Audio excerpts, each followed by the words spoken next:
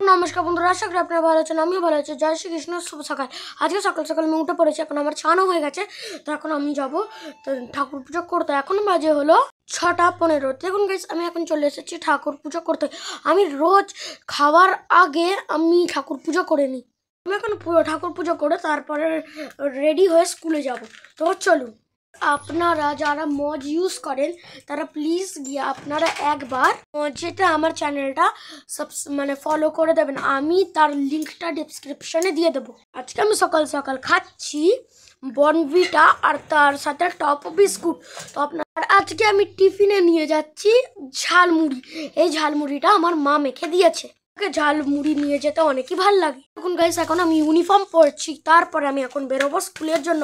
তো গাইস, আমি এখন কোট পরে নিয়েছি। আর আমার এই ক্লাস 5 থেকে আমাদের কোট অ্যালাউ হয়ে গেছে। আমরা সিনিয়র উইংয়ে চলে এসেছি বলে আমাদের কোট অ্যালাউ হয়ে গেছে। চলুন আপনাদেরকে দেখাই এখন আজকে দুপুরে খাবারে কি হয়েছে।